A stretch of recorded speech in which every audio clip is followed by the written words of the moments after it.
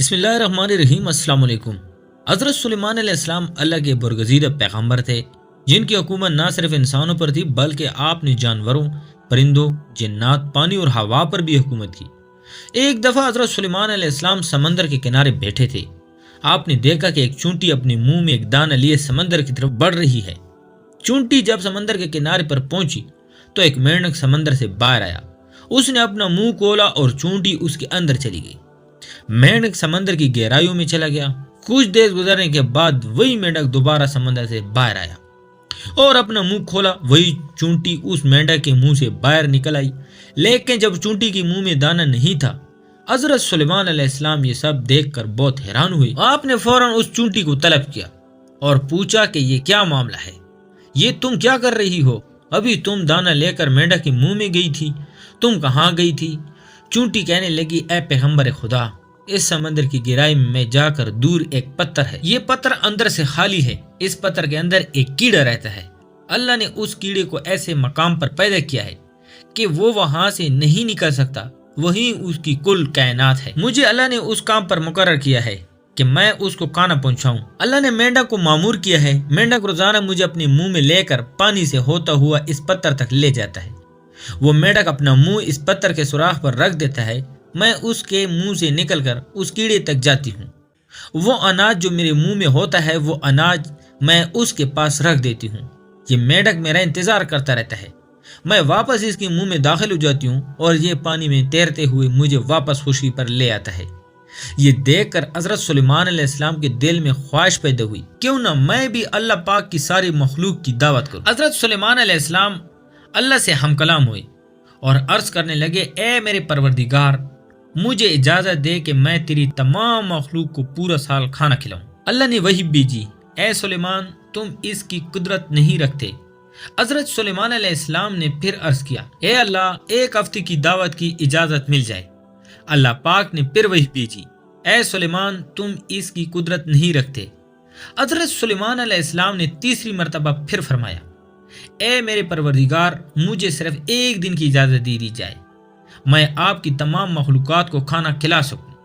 اللہ تعالیٰ نے تیسری مرتبہ پھر فرمایا، اے سلیمان، تو اس پر قدرت نہیں رکھتا۔ اس کے بعد اللہ تعالیٰ نے حضرت سلیمان علیہ السلام کو ایک دن کی اجازت دے دی کہ وہ دنیا کی تمام مخلوقات کو کھانا کھلائے۔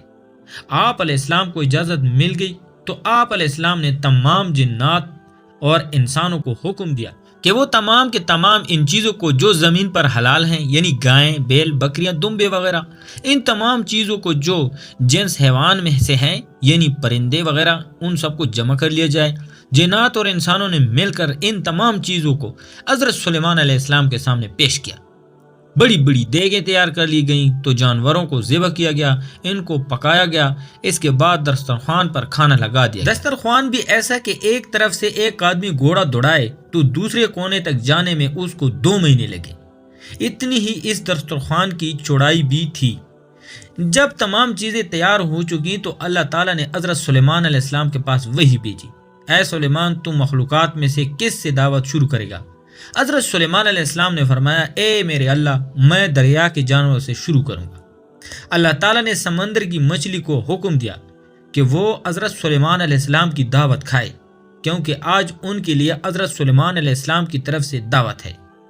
مچھلی نے سر اٹھایا اور دسترخوان کی ایک طرف سے کھانا شروع کر دیا۔ وہ کھاتے کھاتے دوسری طرف پہنچ گئی، یہاں تک کہ مچھلی حضرت سلیمان علیہ السلام کا تیار کردہ سارا کھانا کھا گئی۔ مچھلی کہنے لگی، میرا پیٹ نہیں بھرا، مجھے اور کھانا کھلایا جائے۔ اے سلیمان، آپ خوب جان لیجئے، جب کھانا آپ نے کئی روز سے بنایا تھا، جس کھانے کو آپ کو بنانے میں کئی دن لگ گئے تھے، اتنا کھانا میرا پروردگار مجھے ایک دن میں 3 مرتبہ پہنچاتا ہے، اور آج تک کبھی بھی اس میں کمی نہیں ہوئی۔ اس لیے اے سلیمان، آج میرے کھانے سے روکنے کا سبب تو بنا ہے، کیونکہ رزق تو نے اپنے ذمہ لیا تھا اور تو نے میرے کھانے میں کمی کر دی۔ اسی وقت حضرت سلیمان علیہ السلام اللہ کے سامنے سجدے میں گر پڑے اور کہنے لگے، پاک ہے وہ ذات جو کفالت کرنے والی ہے، اور وہ بھی روزی کے ساتھ، مخلوق جانتی بھی نہیں کہ کہاں کہاں سے آتا ہے۔ دوستو، بے شک ہمارا رزق اور خالق اللہ تعالیٰ کی پاک ذات ہے، اس کے خزانے میں کوئی کمی نہیں۔ وہ الگ بات ہے کہ ہمیں مانگنا نہیں آتا، کبھی بھی اپنے مال و دولت، اپنی کرسی پر غرور مت کیجیے۔ سب کچھ ہوتی ہوئی بھی اللہ تعالیٰ سے ہر وقت دعا مانگتے رہیں۔ اللہ پاک مجھے آپ سب کو رزق کی فراوانی عطا فرمائیں اور ہمیں نبی کریم صلی اللہ علیہ وآلہ وسلم اور ان کی آل پاک سے سچی اور پکی محبت عطا فرمائیں، آمین۔ تو پیارے دوستو، میں امید کرتا ہوں آپ کو آج کی ویڈیو پسند آئی ہوگی۔ اگر آپ کو ہماری ویڈیو پسند ہے تو ہمارے چینل کو لائک اور سبسکرائب کریں